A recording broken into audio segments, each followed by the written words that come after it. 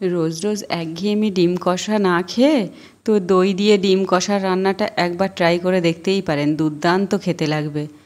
তো আজকে শুরু করা যাক আমার ডিম কষা।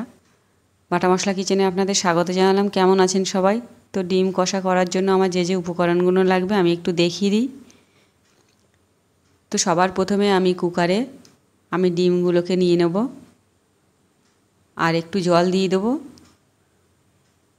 আমি একটা সিটি দিয়ে নেব। আর এখানে একটা মশলা তৈরি করব।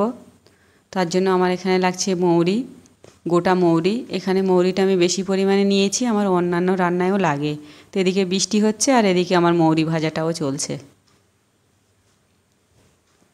একটু বেশি করেই ভেজে রাখবো। তো মিক্সিতে নিয়ে আমি একটা দানা দানা মতো থাকবে এই পর্যায়ে গুঁড়োটা করব, বেশি করব না মিহি। তো ডিমগুলো খুব ভালোভাবে সিদ্ধ হয়ে গেছে। তো ডিম যদি ভালো করে খোসা না ওঠে সেক্ষেত্রে একটু ভিনিগার অ্যাড করা যায়। আমি এখানে কিছুই ব্যবহার করিনি, একটা সিটি দিয়ে নিয়েছি, হয়ে গেছে আমার। আমি কুকারেই সবসময় ডিম সিদ্ধ করি। তো ডিমের গায়ে একটু দাগ কেটে দেবো যাতে মশলাটা ভিতরে ভালোভাবে যায়। এইভাবে করে আমি ছুরি দিয়ে সবকটা ডিমের গায়ে দাগ করে দেবো। তো এখানে ডিম কষা করার জন্য আমার যে দইটা রেখেছি, এখানে আমার 1.5 চামচ মতো দই আছে। আর এখানে 1/2 চা চামচ গোলমরিচের গুঁড়ো আর মৌরি গুঁড়ো দিয়ে দেবো 1/2 চা চামচ। আর কাশ্মীরি লঙ্কার গুঁড়ো দিয়ে দেবো। আর স্বাদ মতো লবণ,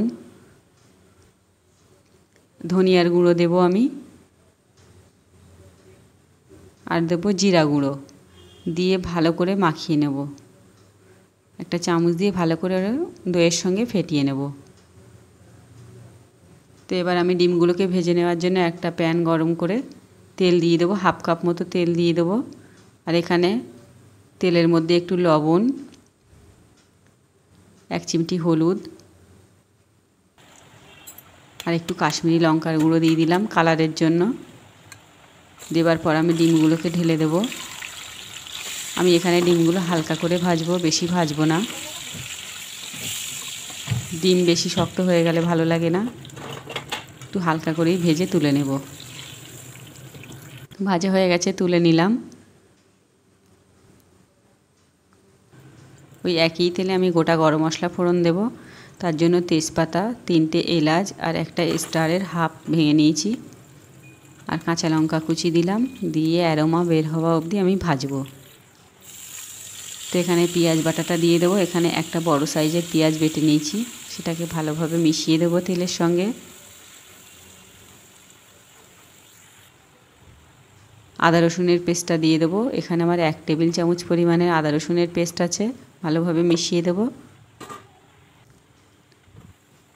ঢাকনা চাপা দিয়ে কিছুক্ষণ হয়ে গেলে আবারও ভালো করে নেড়ে চেড়ে নেব। আর যে দই আর মশলাগুলো মিশিয়ে রেখেছিলাম সেই পেস্টটা দিয়ে দেবো। আর টমেটো পেস্ট, একটা টমেটোকে পেস্ট করে নিয়েছিলাম মিক্সিতে, সেটা দিয়ে দেবো। দিয়ে খুব ভালোভাবে নেড়ে চেড়ে নেব। গ্রেভিটা এখানে যত ভালো করে কষানো যাবে ততই ডিম কষার স্বাদটা ভালো হবে খেতে। খুব ভালোভাবে কষাতে থাকবো।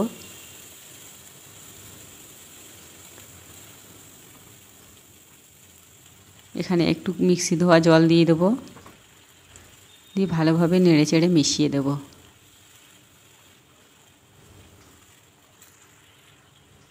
ঢাকনা চাপা দিয়ে কিছুক্ষণ খুব ভালোভাবে পেঁয়াজ, আদা রসুনের পেস্ট, দইয়ের মিশ্রণটাকে খুব ভালোভাবে কষিয়ে নেব।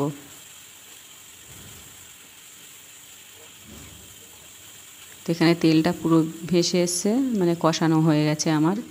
এই পর্যায়ে আমি আরও 1 বাটি জল অ্যাড করব। ভালো করে নেড়ে চেড়ে মিশিয়ে দেব। দেবার পর আমি ভেজে রাখা ডিমগুলো দিয়ে দেব।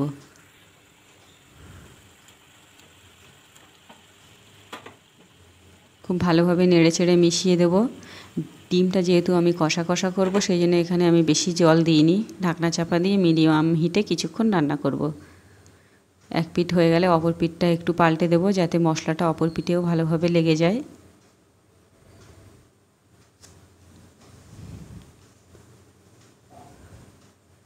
তো আবারও ঢাকনা চাপা দিয়ে দেবো, কিছুক্ষণ রান্না করব। তো এখানে পুরো তেলটা ভেসে এসছে আর গ্রেভি সুন্দর একটা কালারও চলে এসছে আমার প্রায় শেষের পর্যায়ে। এখানে কাঁচা লঙ্কা দুটো ভেঙে দেবো মাঝখান থেকে, আর একটু ধনেপাতা কুচি ছড়িয়ে দেবো। আবার ঢাকনাটা চাপা দিয়ে আমি গ্যাসের ফ্লেমটা বন্ধ করে পরিবেশন করব।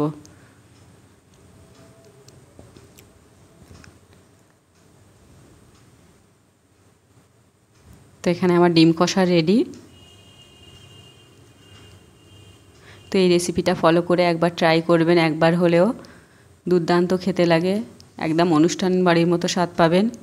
তো আমার ডিমের কোরমা রেসিপিটা ডেসক্রিপশন বক্সে দেওয়া আছে এবং এন্ড স্ক্রিনেও দেওয়া আছে, ওখানে গিয়ে একটু দেখে নিতে পারেন। তো আজকের মতো ভিডিওটা এখানেই শেষ করছি। ভালো থাকবেন, সুস্থ থাকবেন। নেক্সট ভিডিও খুব তাড়াতাড়ি পোস্ট করছি।